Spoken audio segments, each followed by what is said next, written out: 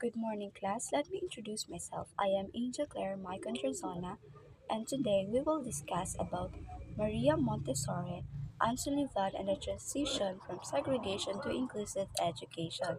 But now, let us first discuss who is Maria Montessori.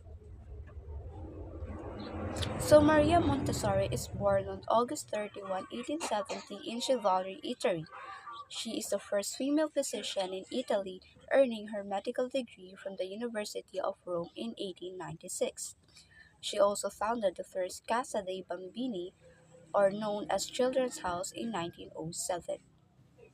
So now let's move on to key principles of Montessori's method. We have the seven principles. The Montessori's approach is grounded in scientific observation of how children naturally learn. First, the first principle is the free choice. Free choice, children are given the freedom to choose their activities and learning materials, promoting intrinsic motivation and independence.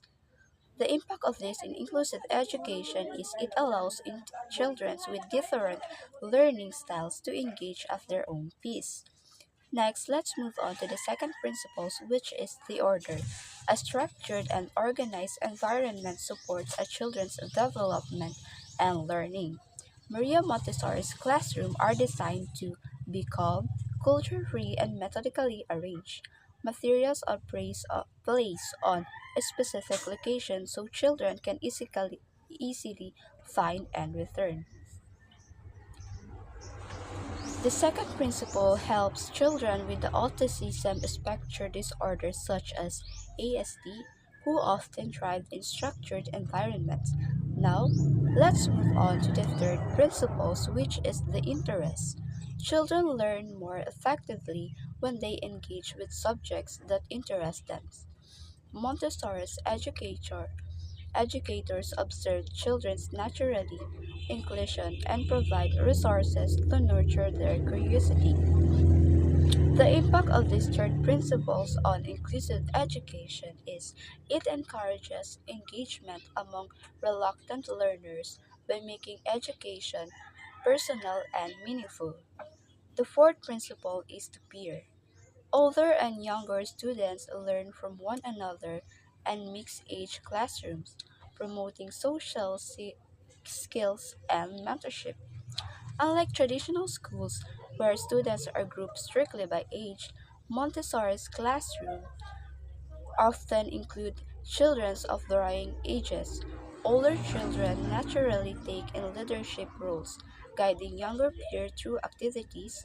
This environment fosters patience, responsibility, and collaboration. The impact of this in inclusive education it promotes collaboration and teamwork essential for social integration. The next principle, which is movement. The physical movement is essential for learning and cognitive development. Montessori emphasized that learning should be active, not passive.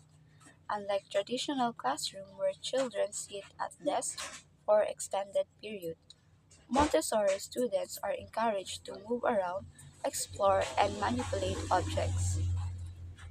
Next is the contextual, the sixth principle. Learning is most effective when children understand the real-world application of their lesson. Children should experience learning rather than memorize facts. Montessori's environment encourage exploration through hands-on, sensory-rich activities. Abstract concepts are introduced through real-life examples before moving on theories. The last principle is the teacher. The teacher's role is to observe, support, and guide rather than directly instruct. Montessori's teachers do not dictate lessons. Instead, they introduce materials and step back to let the children explore. The impact of this in inclusive education is it supports self-paced learning. So now let's move on to Anne Sullivan. Anne Sullivan is born on April 14, 1866, she lost her vision due to her trauma at the age of 5. So Anne Sullivan's teaching strategy. Anne Sullivan played a crucial role in shaping Helen Kellen's education by using adaptive and innovative teaching methods. She focused on breaking through communication barriers, encouraging independence, and ensuring Keller could learn despite being a deaf and a blind. Now let's move on to tactile sign language, a teaching method where words are spelled into a person's palm or hands using finger spelling. This technique helped Helen Keller connect words with their meanings despite her inability to hear or see. Since Kellen could not rely on traditional verbal or visual learning, Sullivan introduced her to a manual sign language. Now let's move on to experiential learning. Learning through hands-on activities instead of passive instruction. This approach engages multiple senses, making learning more meaningful and memorable. Instead of teaching through abstract concepts, Sullivan ensured Callan learned by experiencing the world directly. She introduced real objects, such as flowers, animals, and let Keller feel, smell, and interact with them. Keller learned best when knowledge was connected to real life experiences rather than being taught through rough memorization. Now let's move on to in the transition from segregation to inclusive education. Exclusion up to 20th century in this space, individuals with disabilities were entirely excluded from mainstream education. Disability was viewed as an abnormality and education opportunities were largely unavailable. Segregation 1883.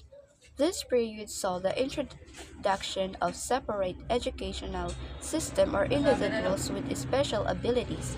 Special schools were established, but these students were isolated from their peers in the mainstream education system.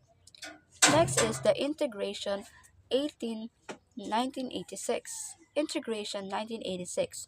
Integration marked a shift toward including children with disabilities in mainstream schools, but they were often placed in special classes or received separate resources. The goal was to provide access while remaining distinction. Next is the Inclusion 1997. Inclusion reflects a more progressive education approach where students with special needs are placed in mainstream classroom with equal opportunities and tailored support. The emphasis is on full participation and accessibilities. So that will end our discussion, and now let's move on to our activity.